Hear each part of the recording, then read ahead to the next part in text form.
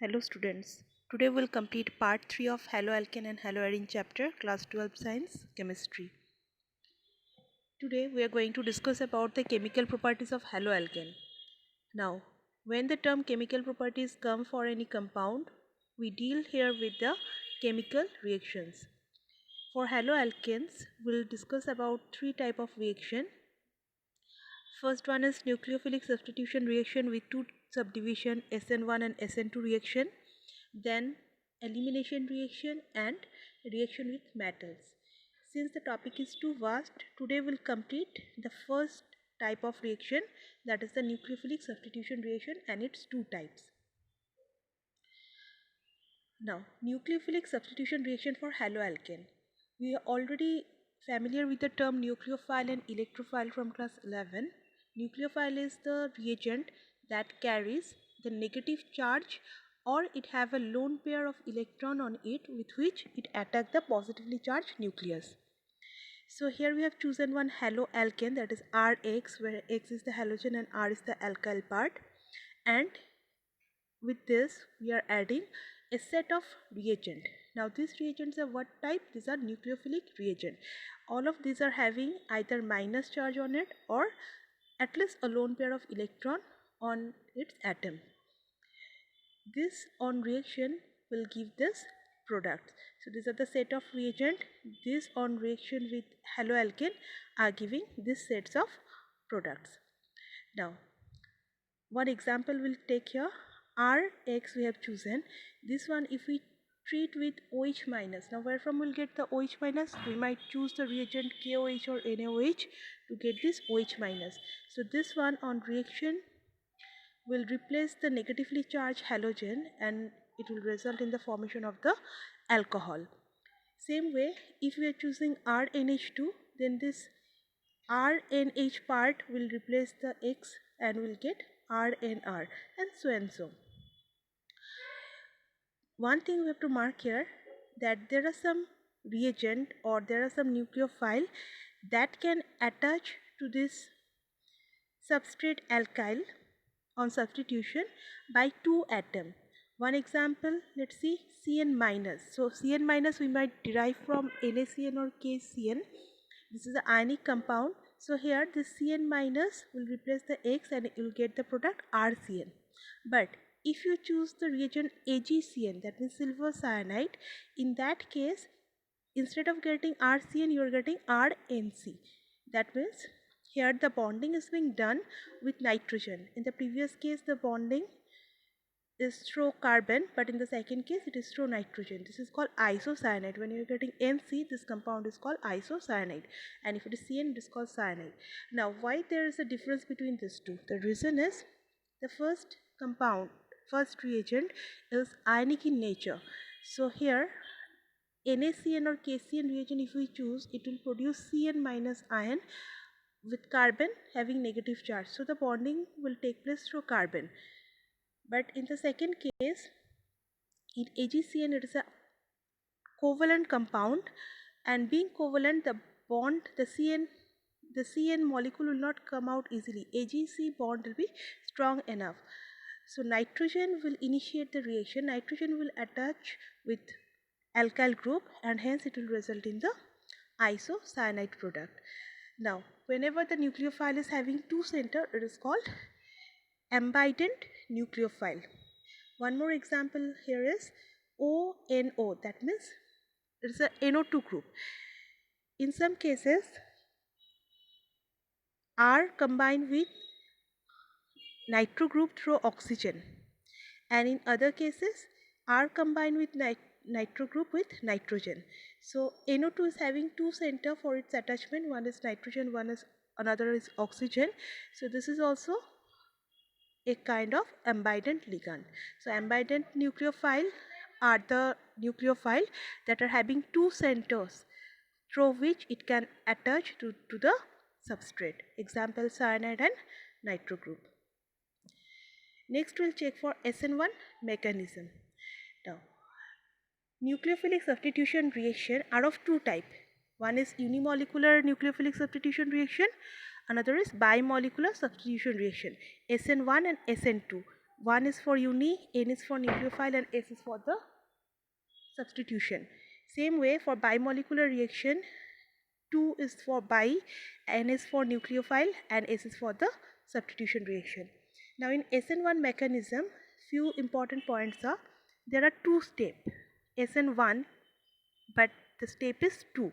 First step is the formation of the carbocation, and second step is the addition of nucleophile to the carbocation. Next point is, it always results in the racemic mixture of the product. We have to understand what is the racemic mixture. Next, order for SN1 mechanism are as follows. If we have chosen alkyl halide, then the order will be 3 degree prefer SN1 mechanism over 2 degree, and then 1 degree alkyl halide. In SN1 reaction, basically what happened, Rx, the first step is the slow step, where the leaving group, the halide group will be the leaving group, it will leave the molecule, resulting in the formation of an carbocation. In the second step, nucleophile attach with the carbocation, this is the first reaction, and that result in the formation of the product. The tertiary alkyl halide react with SN1 mechanism via formation of carbocation as intermediate. Here carbocation intermediate will form for sure. The reactivity order for SN1 reaction are as follows. Benzyl halide, if you are having benzyl halide, it will react with SN1 mechanism, then allyl halide, then 3 degree, 2 degree, 1 degree, and CH3X. In this reaction, what happened, you see, in this mechanism we have chosen one alkyl halide. It is a 3 degree alkyl halide, it is a tertiary alkyl halide.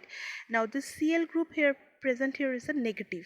So OH minus, which is also a negative group, it is a nucleophile, it will replace the Cl from the compound. Now they result in two products, they result in a mixture of product where 50% retention configuration we get. In this compound, carbon is having sp3 hybridization. Now when the carbon is having sp3 hybridization, it means that it is a non-planar molecule where the chlorine is on the top of the plane, it is above the plane, and in the product the OH occupies the same position. This is also a negative group like your chlorine, and it is also on the above, it is also above the plane. So here we can say retention of configuration happened because negative group are on the same position as before. But another 50% of the product is the opposite, where the negative nucleophile or negative group occupies the position that is rear side to the chloride present before. That means OH here is at the bottom part. So here chlorine was on the top, but here negative group on the bottom. That means it is the inverted. The product is get inverted. So we call it as a inversion of product. Now when we get a mixture of product where 50% retention configuration and where 50% inversion configuration present, this mixture is called racemic mixture, and the process is known as racemization. Now mechanism for SN1 mechanism for SN1 reaction is as follows. We know that in SN1 there are two steps, one is formation of carbocation, another one is addition of nucleophile. First step is the slow step, and it is the rate determining step. In the multi-step reaction, whichever is the slowest step, that determines the rate of the reaction. So if you write the rate of the reaction, you'll find that the rate will be dependent on this reactant, where we are getting only one molecule, and hence it is unimolecular reaction. So here in the first step, this halide group will leave the molecule. Now carbon, halogen, if we compare, halogen is more electronegative. So when it will leave, it will take the electron pair, the shared pair of electron with itself, and it will leave as a chloride ion. Carbon deprived of the electron will form a carbocation. Now it is a 3 degree carbocation. In 3 degree carbocation, the hybridization of carbon is sp2. Now when we get the sp2 hybridization for carbon, the molecule is a planar molecule. Here heterolysis of the carbon halogen bond took place. Now in second step, addition of nucleophile will happen to the carbocation. So our nucleophile we have chosen was OH minus. So this OH minus will attack this carbocation. Now this carbocation being a planar molecule, for OH minus there are two ways for the attachment. One is from the top of the plane, another one from the back of the through the back of the plane. So if it is coming from the front side, we are getting retention configuration, and if it is attached from the back side, it will result in the inversion of configuration. And what will be the ratio for this retention and inversion? That will be 50-50. 50-50 chances are there for this attachment. So we'll get a 50% mixture for each. We'll get a 50% mixture for total. Now nucleophile attack from both the side, front or rear side, and this mixture is called racemic mixture. So there is a note that you have to remember: 3-degree alkyl halide prefer SN1 mechanism because 3-degree carbocation is more stable than 2-degree and 1-degree. In the first step, it always results in the carbocation. So if your carbocation is stable, the first step reaction will proceed. So 3-degree carbocation is more stable, and hence 3-degree alkyl halide always prefer the SN1 mechanism. Moreover, 3 bulky alkyl groups are present. These alkyl groups are bulky. They are having CH3, they might be C2H5, C2H7, anything. It is a bulky group. It is a huge molecule or huge group of compound that imparts steric hindrance to the incoming nucleophile. Now if these groups are too big, then at a time nucleophile cannot attach to this carbon center. So the second reason why 3-degree carbocation prefer SN1 mechanism is the presence of the bulky alkyl group and their steric hindrance impact on it, and hence SN2 mechanism is forbidden. Some key features about your SN1 mechanisms are: more stable will be the carbocation intermediate, faster will be the SN1 mechanism. Then polar solvent lead to the polar transition state, which in turn accelerate the SN1 reaction. So if the reaction medium is polar, that means you are doing the reaction in the protic solvent or in polar solvent, then also SN1 mechanism will be preferable. If the initial compound is chiral, then SN1 reaction ends up with the racemization of the product. Weaker bases being leaving group favor the SN1 reaction.